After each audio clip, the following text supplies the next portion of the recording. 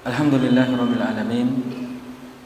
Wassalatu wassalamu ala nabiyyina Muhammad wa ala alihi wa ashabihi wattabi'ina lahum bi ihsan ila yaumiddin. Amma ba'd. Alhamdulillah, jamaah pengajian yang semoga dimuliakan oleh Allah tabaraka wa taala. Syukur kita panjatkan kepada kehadirat Allah tabaraka wa taala atas taufik Allah, hidayah Allah.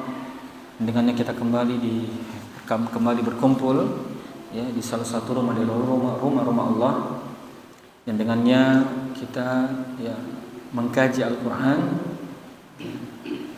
membaca sunnah Muhammad sallallahu alaihi wasallam, dan semoga Allah Subhanahu wa taala menggolongkan kita semua orang-orang yang masuk dalam sabda Nabi kita Muhammad sallallahu alaihi wasallam, yang mana kata Nabi, man salaka tariqan yaltamisu fihi ilman sahhala lahu bihi tariqan ilal jannah. Kata Nabi Muhammad sallallahu alaihi wasallam, barang siapa yang menempuh suatu jalan yang dengannya dia menuntut ilmu agama, maka Allah Subhanahu wa taala akan mudahkan jalannya menuju surga. Ya, subhanallah. Karena subhanallah, ilmu agama adalah wasilah terbesar seseorang masuk ke dalam rahmat Allah, seseorang masuk ke dalam surga Allah Subhanahu wa taala. Dan dengan ilmu agama dia mengetahui yang mana halal, yang mana haram, yang mana perintah Allah, yang mana larangan Allah. Ya, dengannya dia giat menjadi hamba-hamba Allah yang bertakwa, yang dengannya dia giat menjadi hamba-hamba Allah yang beriman, bahkan berlomba-lomba di dalam kebaikan. Berbeda halnya dengan orang-orang yang tidak faham ilmu agama, maka diancam di dalam Al-Quran. Kata Allah Subhanahu wa taala, man a'ma fi hadhihi fahuwa a'ma fil akhirah. Ya. Kata Allah Subhanahu wa taala, barang siapa yang buta di kehidupan dunia ini buta dalam ilmu agama, ya, subhanallah. Kata Allah, maka di akhirat nanti dia lebih buta lagi. Ya. Mengerikan. Kalau di dunia saja ini kita buta, kalau di dunia ini saja baru mati lampu sudah susahnya minta ampun. Bahkan ada sebagian orang sudah melakukan sumpah serapah karena nikmat ya adanya penerangan itu Allah cabut. Ya, hanya sekian menit, luar biasa susahnya hidup di muka bumi ini. Ya. Nah, sekarang bagaimana lagi ya, jamaah sekalian, kalau nanti di akhirat yang semua orang itu sudah nafsi-nafsi. Semua orang sudah memikirkan nasibnya sendiri-sendiri, tidak ada hubungan antara bapak dan anak, saudara kandung, teman yang paling akrab, ya, yang betul-betul seperjuangan di kehidupan dunia sudah tidak ada lagi. Kita nafsi-nafsi sudah. Ya, hiruk pikuk akhirat, bahkan matahari didekatkan 5 sejengkal. Dan kita menunggu di padang mahsyar selama 50.000 tahun. Ya. Nah, bagaimana kira-kira kalau orang yang di akhirat nanti dalam keadaan buta? Di dunia saja ini repotnya minta ampun. Ya. Bagaimana kalau di akhirat? Waliyahbillah. Maka subhanallah, kita puji Allah, ya, menyanjung Allah atas nikmat yang Allah Subhanahu wa taala anugerahkan kepada kita semua, dengan dimudahkannya kita semua bermajelis zikir dan bermajelis ilmu di malam hari ini. Alhamdulillah, kita lanjutkan pembahasan kita membahas seputar sebagian faedah-faedah yang bisa dipetik di dalam surah Al-Fatihah. Nah, sebagaimana kita kemarin ya telah bahas bahwasanya dalam surah Al-Fatihah itu terkandung di dalamnya dua jenis doa. Nah, yang pertama disebut duaun atau doa ibadah atau duai ibadatin wa duai mas'alatin. Ya, doa ibadah dan doa masalah. Apa itu doa ibadah? Doa ibadah adalah wassana'u 'ala Allahi jalla wa ala wa dzikrullahi azza wa jalla. Ya. Doa ibadah adalah pujian ya, sanjungan kepada Allah Subhanahu wa taala dan zikrullah, ya, azza wa jalla. Zikir, mengingat, ya, ya, menghadirkan akan kebesaran dan keagungan Allah Subhanahu wa taala di dalam hati kita. Di dalam surah Al-Fatihah tergantung dua doa di dalamnya. Yang satu doa ibadah, yang dia adalah pujian dan sanjungan kepada Allah dan zikrullah, kembali mengingat, ya, menghadirkan akan kehadirat Allah Tabaraka wa ta'ala Rabbul Alamin, pengatur alam semesta, dengan yang mana Allah Subhanahu wa taala memiliki nama-nama, ya, yang husna dan sifat-sifat yang husna, sebagaimana kita ketahui di dalam nama-nama dan sifat Allah. Bahkan ada nama-nama dan sifat Allah yang Allah sembunyikan di dalam ilmu gaib Allah. Sangat sedikit, ya, apa yang Allah berikan kita ke dalam kehidupan dunia ini. Bahkan teman-teman mungkin sudah pernah dengar hadisnya yang perumpamaan ilmu yang Allah berikan kepada kita di kehidupan dunia ini bagaikan, ya, seekor burung pipit yang mengambil sebagian air di lautan di dalam paruhnya. Bayangkan. Atau sebuah jarum yang dicelupkan di dalam laut kemudian diangkat jarumnya. Subhanallah. Hanya itu yang Allah kasih kita di kehidupan dunia ini. Yang dengannya seseorang, ya, beraktivitas, dengannya seseorang, ya, memiliki ilmu-ilmu yang mutakhir. Bahkan Allah memiliki 100 rahmat. Ini baru yang Allah sampaikan kepada kita, ya. Hanya satu yang Allah turunkan ke langit dunia ini sehingga seekor singa menyayangi anaknya. Bayangkan. Ini gambaran kehidupan dunia. Teman-teman sekalian yang semoga dimuliakan oleh Allah Subhanahu wa taala. Jadi sangat sedikit, ya, apa yang kita bisa rasakan dari rahmat Allah, kebesaran dan keagungan Allah di kehidupan dunia ini. Ya. Jadi yang pertama, doa ibadah atau doa masalah. Itulah tadi dibagi Al-Fatihah itu menjadi dua bagian. 3,5 bagi Allah yang berisi pujian dan pujian, ya, dan sanjungan kepada Allah, dan 3,5-nya lagi apa? Milik hamba. Yang berupa apa? Permohonan, ya, hajat seorang hamba kepada Allah Subhanahu wa taala, yang mana dia masuk ke dalam doa yang kedua. Sebut apa? Doaul masalah. Jadi ada doa ibadah yang tergantung dalam surah Al-Fatihah, dan ada doa masalah. Doa ibadah apa tadi? Sanjungan dan pujian kepada Allah dan zikrullah, mengingat Allah Subhanahu wa taala. Mengingat di sini bukan mengingat sembarangan, ya. Ini didasari ilmu, basirah. Ya. Semakin hebat dahsyat seseorang mengenal Allah Tabaraka wa taala, maka semakin dahsyat zikrullahnya kepada Allah Subhanahu wa taala. Ini pentingnya ilmu agama. Penting mempelajari nama-nama dan sifat Allah Subhanahu wa taala, ya, Maha Kuasa, yang Maha menghidupkan, mematikan, Pengasih Penyayang, ya, yang Maha Luhur, yang Maha Perkasa, ya, dan yang lain-lainnya. Ya. Doa yang kedua disebut doaul mas'alah, huwa talabul hawaiji minallahi jalla wa ala. Fa hadza mawjudun fiha ihdinas siratal mustaqim siratal ladzina an'amta 'alaihim. Ya. Jenis yang kedua disebut doa masalah, yang mana dia adalah tuntutan kepada hajat-hajat kita kepada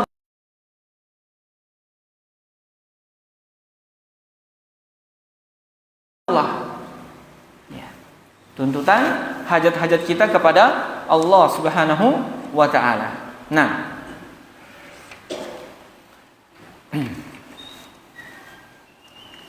ya, ini, ya,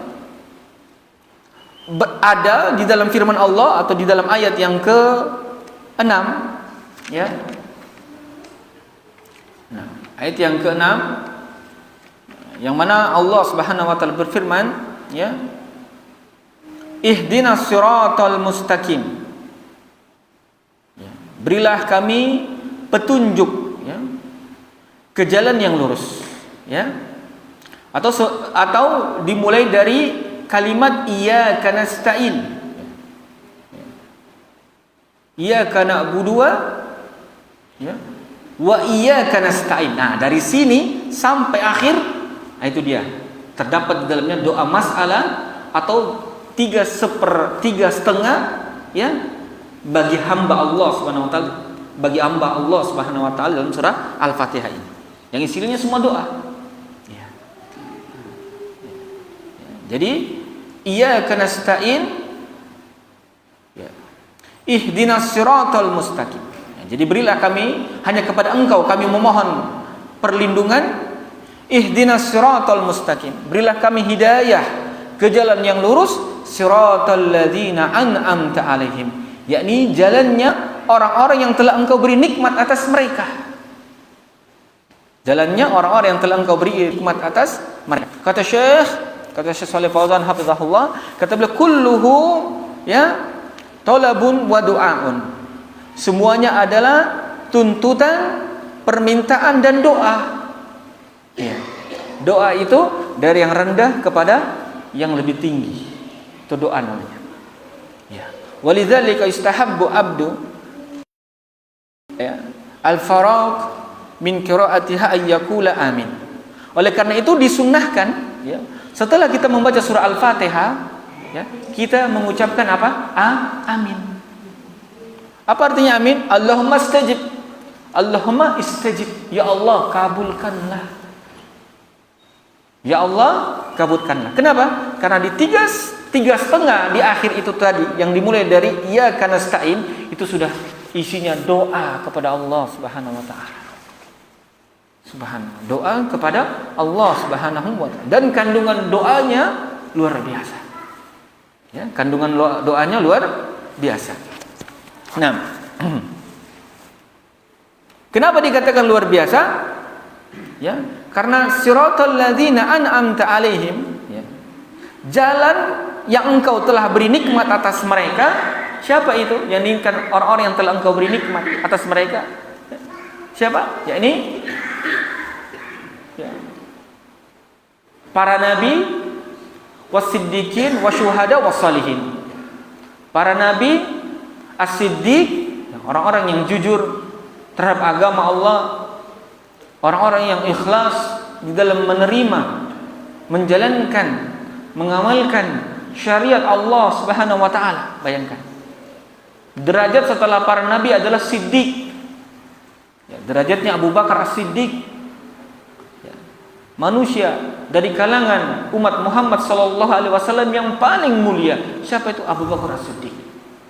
Sampai-sampai kata Nabi, seandainya aku bisa mengambil seorang kekasih ya, dari kalangan umatku ini, kata Nabi, la akhadtu Abu Bakar khalili. Niscaya saya akan menjadikan Abu Bakar itu sebagai kekasihku. Ya, saking besarnya derajat Abu Bakar As-Siddiq di sisi Allah dan Rasulnya. Nah, oleh karena itu kita disunahkan apa? Untuk mengucapkan amin. Bayangkan kalau Allah betul-betul memasukkan kita, mengijabahi doa kita dalam surah Al-Fatihah ini. Luar biasa. Kita akan betul-betul merasakan yang namanya surga dunia. Ya? Surga dunia. Sebagaimana ucapan Abdullah bin Mubarak, seorang ulama Bukhari rahimahullahu taala. Kata beliau, "Lau ya'lamunal muluk wa abna'ul muluk ma nahnu fihi lajaladuna bis-suyuf." Seandainya para raja dan anak-anak raja tahu apa yang ada pada kita ini, ya, para penuntut ilmu agama yang sibuk ya, mengurusi dirinya di dalam ketaatan, kedekatan kepada Allah Subhanahu wa taala, yang sibuk mengurusi hatinya untuk senantiasa istiqomah, istrinya, anaknya, bahkan lingkungannya. Ya. Seandainya para raja dan anak raja tahu apa yang ada pada kita, lajaladuna bisuyuf. Mereka akan memukul punggung-punggung kita dengan pedang-pedang mereka. Kenapa? Cemburu. Betapa banyaknya nikmat-nikmat Allah yang Allah berikan kepada orang-orang yang istiqamah di jalan Allah, mengikuti jalan para nabi, siddiq, syuhada, wassalihin.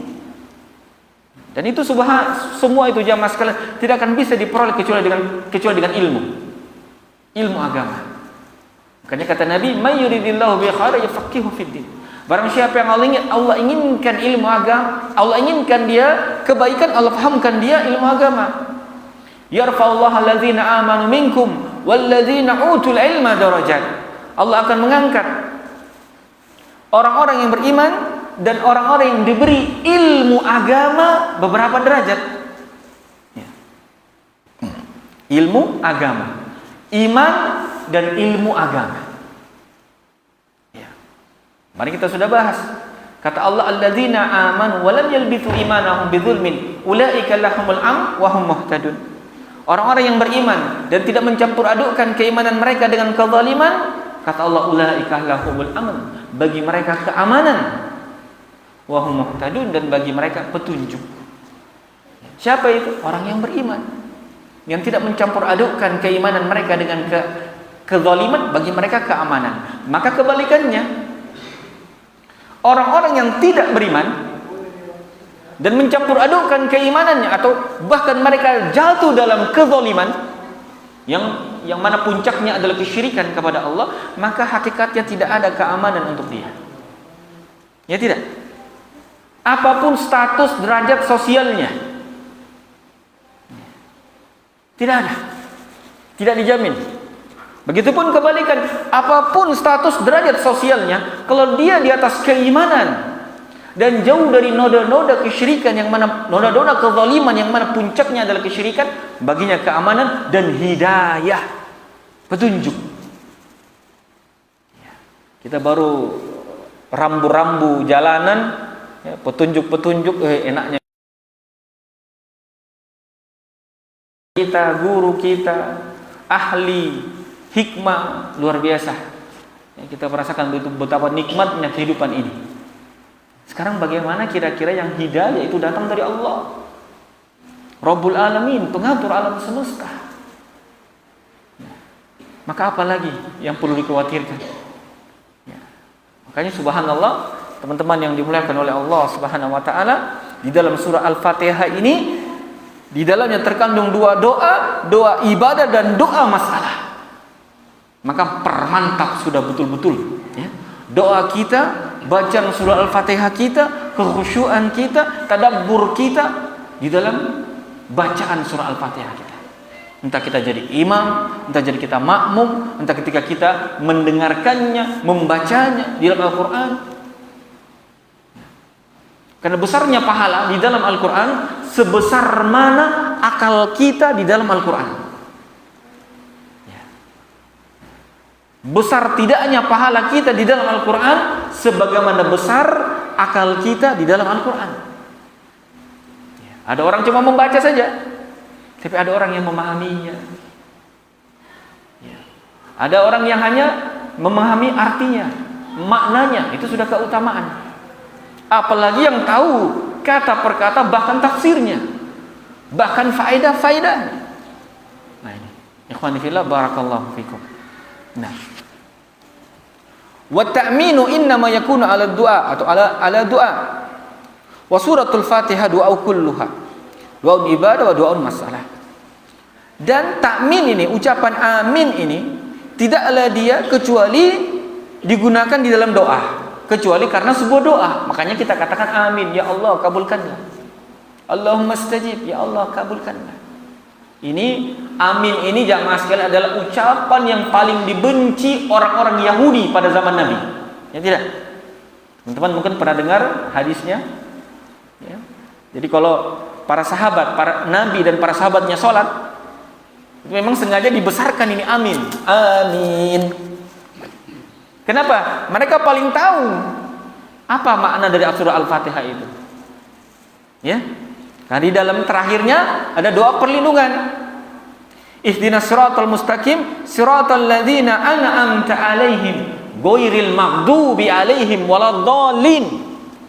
Bukan jalannya orang-orang, berilah kami petunjuk ke jalan yang lurus, bukan jalannya orang-orang yang telah engkau murkai dan orang-orang yang sesat jalan.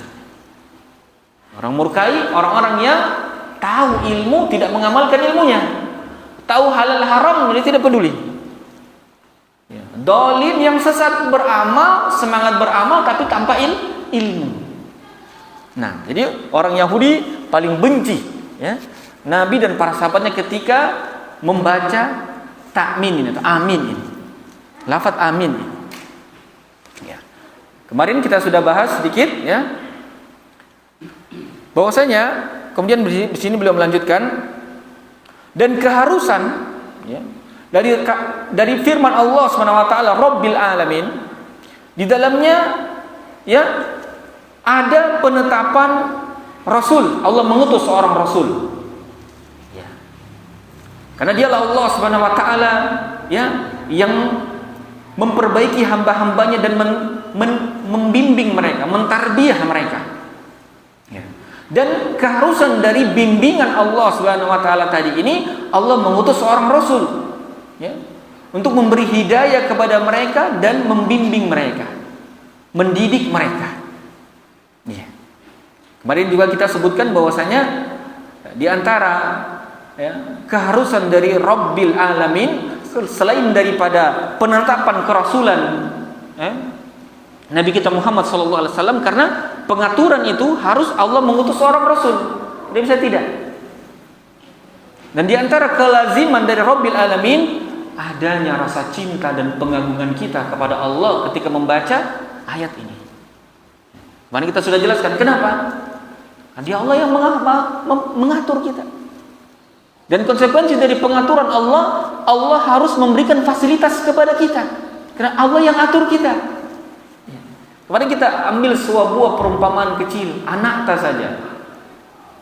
Anak yang kita cintai tersebut, darah daging kita. Semua fasilitas hidupnya dari sejak lahir, bahkan setelah menikah, kadang kita masih siapkan, masih bantu. Sehingga kita sebagai anak ini, ya, muncul dalam hati kita pengagungan dan cinta kepadanya. Cinta yang tulus, luar biasa. Ya enggak? Kita nggak mau orang tua kita kalau ada apa-apanya. Kenapa? Kita sangat cinta dan sayang kepada mereka. Nikmat yang Allah anugerahkan kepada kita berupa cinta dan kasih sayang kepada orang tua kita. Maka apatah lagi dengan Allah Tabaraka wa Ta'ala Rabbul Alamin, yang ketika Allah telah menakdirkan kita lahir dari rahim ibu kita, Allah siapkan semua. Bahkan Allah siapkan kita ayah dan ibu yang sangat menyayangi kita. Ayah dan ibu yang menjadi wasilah rezeki Allah kepada kita. Nah, kenapa ketika kita membaca Rabbil Alamin tidak ada cinta dan pengagungan kepada Allah? Di samping ada penetapan Allah telah mengutus seorang rasul. Ya, karena tidak bisa tidak pengaturan Allah ya, dan tidak luput dari takdir Allah, harus manusia ini harus diutus dengan seorang rasul dari kalangan mereka sendiri, bahkan dari kalangan manusia. Nah,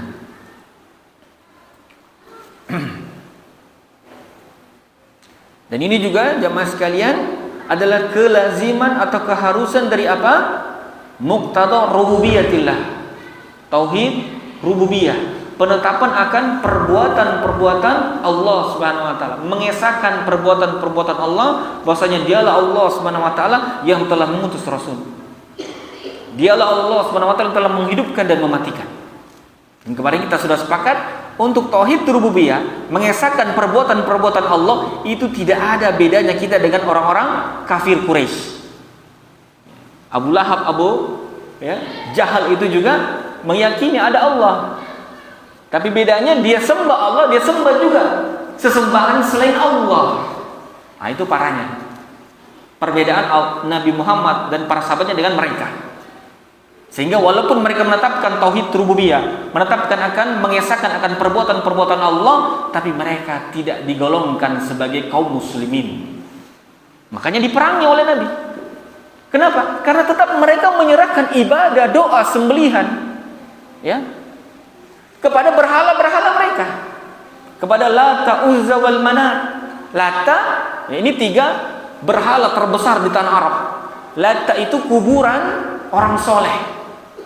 Latta ya, itu dari kata latta ya lutu. Latta itu artinya membuat adonan roti. Latta telah membuat, ya lutu sedang atau akan membuat adonan roti. Jadi pria ini, laki-laki ini, kebiasaannya itu membagi-bagikan roti bagi jemaah haji yang berhaji di Baitullah. Ya, karena masih ada yang mengikuti agama Nabi Ibrahim sebelumnya. Ketika dia meninggal, di kuburannya dibuatkan sadana. Sadana itu semacam kelambu-kelambu. Ini disebutkan dalam Sirah Nabawiyah. Ya, disebutkan dalam Sirah Nabawiyah. Dan biasanya ada juga penunggu-penunggunya, juru-juru kuncinya. Masya Allah, persis apa yang dilakukan sebagian kaum muslimin. Bayangkan, jamaah semoga dimuliakan oleh Allah Subhanahu wa taala. Lata, Uzza bebatuan yang juga dikeramatkan. Diminta berkahnya di batu tersebut. Bayangkan.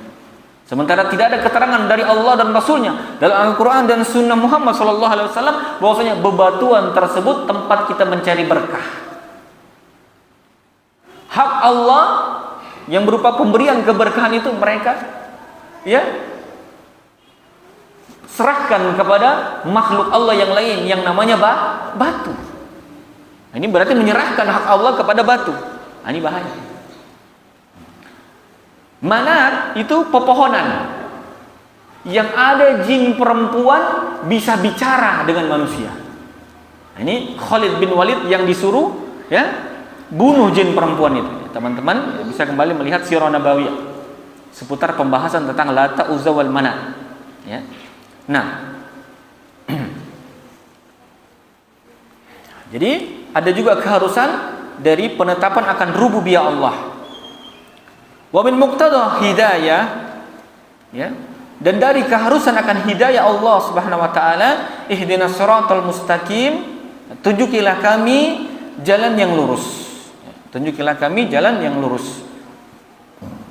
Ini juga dari keharusan dari ayat ini tadi, Allah menjadikan apa? Hidayah itu tadi. Maka salah satu wasilahnya adalah apa? Allah mengutus seorang rasul. Nah,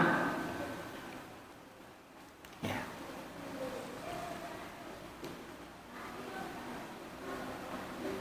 Ya. Kemudian di sini beliau memberikan kita sedikit penjelasan bahwasanya keterangan yang kita sama-sama bahas itu tadi di dalamnya ada bantahannya kepada orang-orang yang orang-orang yang menolak akan ya perbuatan-perbuatan Allah. Ya. Karena di sana ada orang-orang juga yang mengingkari akan perbuatan-perbuatan Allah. Dia Allah yang Maha Pencipta, Maha menghidupkan, mematikan. Bahkan di sana ada orang yang ateis, tidak percaya mengimani akan adanya zat Allah Tabaraka wa Ta'ala. Ayat ini jelas. Ya, Rabbul Alamin, ihdinas siratal mustaqim, siratal ladzina an'amta 'alaihim ghairil maghdubi 'alaihim waladdallin. Ya. Kemudian kata beliau, Rabb ma'nahu, ya. Rabb itu maknanya kata beliau, ya, al-khaliqul murabbi li jamil khalq bin ni'am. Yang Maha menciptakan, yang Maha mengatur, ya, seluruh makhluk dengan Rabb. Nah, jadi dialah Allah Al-Khaliq yang Maha mencipta, yang Maha mengatur seluruh makhluk dengan kenikmatan-kenikmatannya. Nah, wal muslihu wal maliku kull hadhi tadkhul fi ma'ani Rabb Subhanahu wa ta'ala. Wal muslih yang melakukan perbaikan, wal malik yang menguasai, itu semua masuk dalam makna Rabb. Yang memperbaiki, yang menguasai, itu semua masuk dalam makna Rabb. Maka di sini, ya, kata beliau di sini bantahan kepada orang-orang yang menolak akan sifat Allah Subhanahu wa taala itu tadi. ya, yang maha ya menciptakan, yang maha mengatur dengan nikmat-nikmat Allah Subhanahu wa taala. Fa fiha raddu al-musyrikin alladzina ya'buduna ghayrallahi subhanahu wa ta'ala. Dan di dalam surah Al-Fatihah ini jamaah sekalian ada bantahan kepada orang-orang musyrik yang beribadah kepada selain Allah Subhanahu wa taala. Ini tentu dalam ayat iyyaka na'budu, hanya kepada Engkau kami beribadah. Ya. Nah, ya, karena di dalam kalimat iyyaka na'budu di dalamnya terkandung ya pengikhlasan ibadah kepada Allah Subhanahu wa taala. Ya. Maka sekali lagi di dalamnya ada ya bantahan kepada orang-orang musyrik yang mereka itu beribadah kepada selain Allah Subhanahu wa taala. Di samping mereka beribadah kepada Allah, mereka juga beribadah kepada selain Allah Subhanahu wa taala. Nah,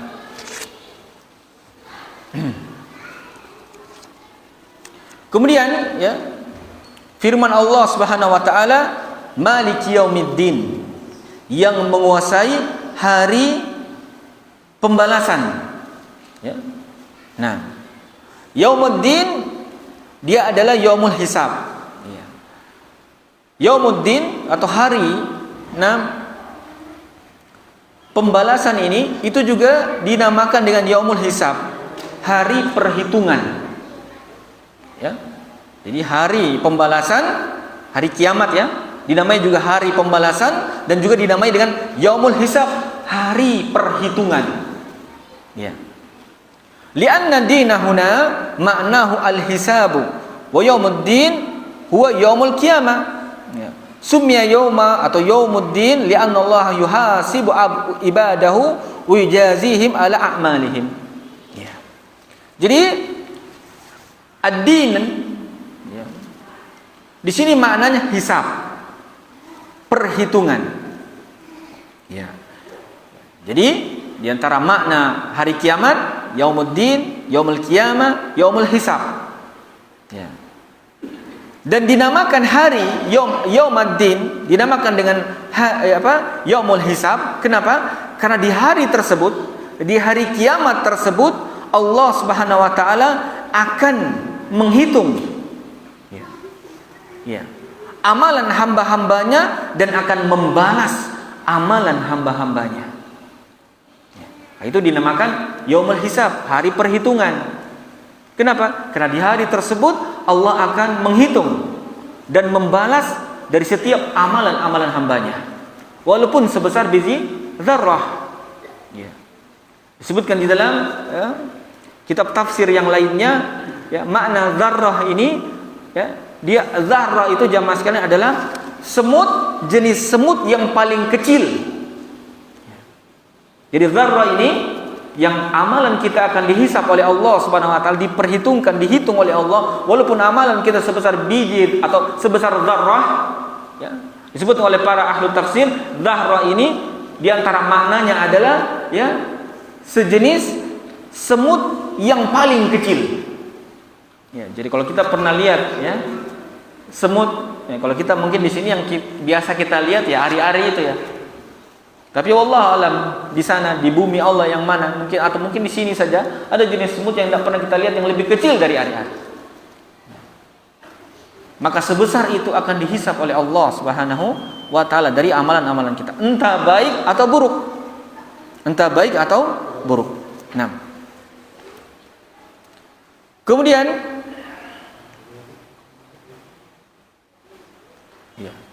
kemudian di dalam surah Al-Fatihah ini di dalamnya ada bantahan kepada orang-orang Yahudi, yang mana mereka adalah orang-orang atau kaum yang dimurkai oleh Allah Subhanahu wa taala, atau orang-orang yang semisal dengan mereka, yang mana mereka adalah orang-orang yang ya, min kulli alim.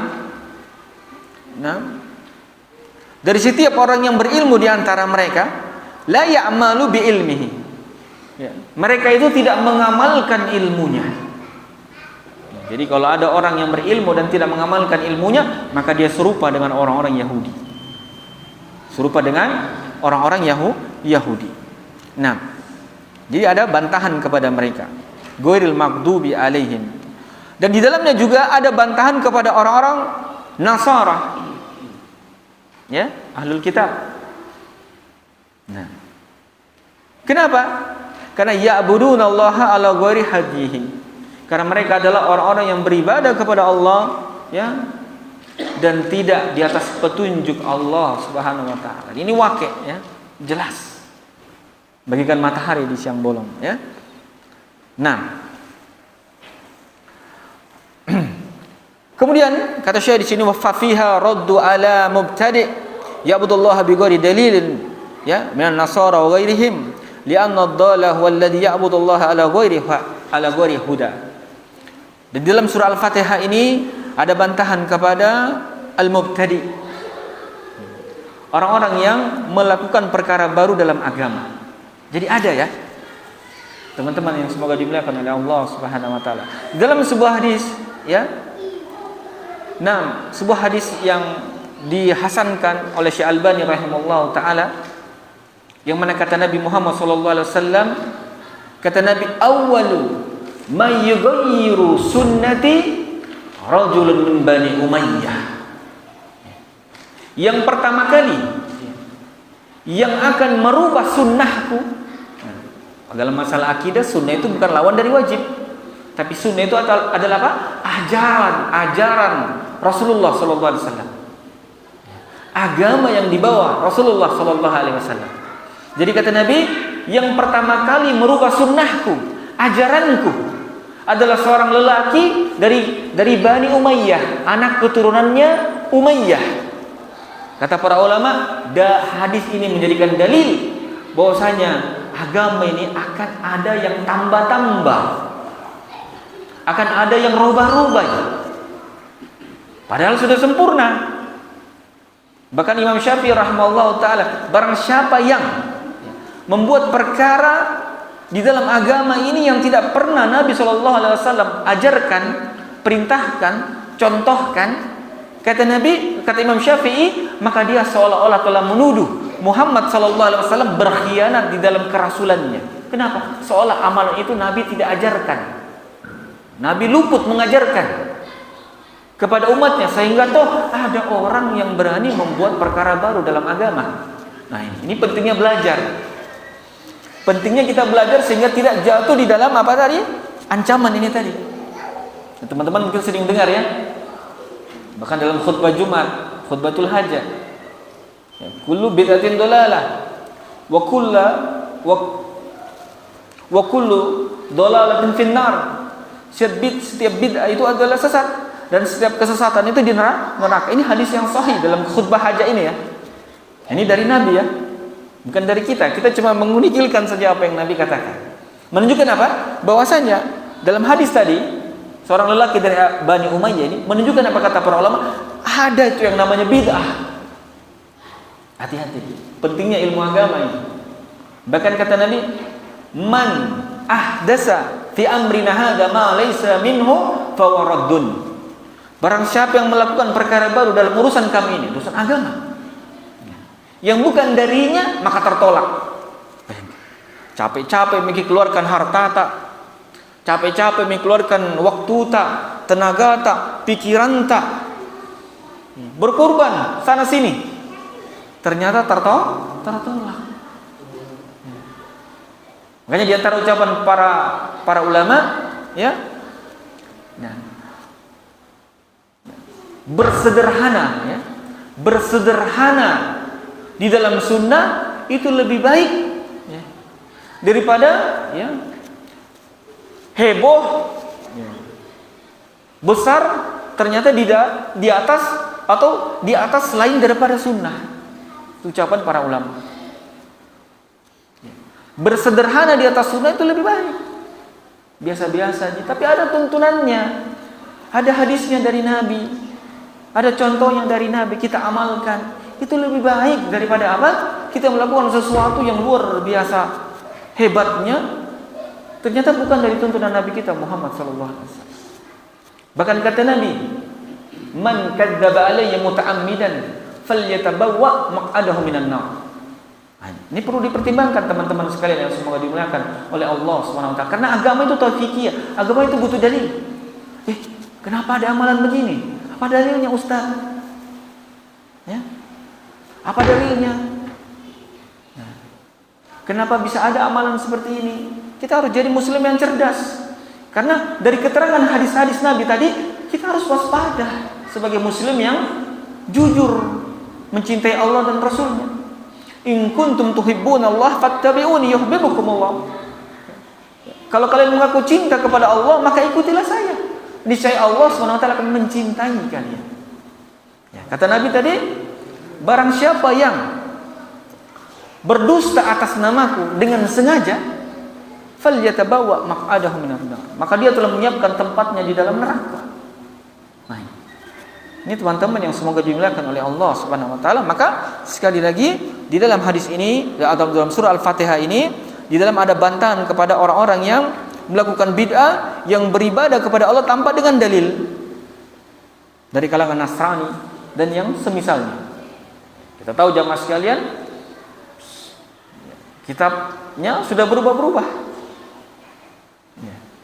Tidak seperti agama Islam. Ya. Nahnu nazzalna dzikra wa nahnu lahu lahafizun. Kamilah menurunkan al-dzikir dan kami pula yang menjaganya. Kata Nabi, unziltul Qur'ana ma'hu mislahu. Saya telah diturunkan Al-Qur'an dan yang bersama dengannya semisalnya. Kata para ulama, apa yang bersama dengannya, yang semisalnya? Sunnah, hadis Nabi Muhammad SAW. Maka ini dua akan dijaga oleh Allah Subhanahu wa taala. Akan dijaga oleh Allah Subhanahu wa taala. Nah,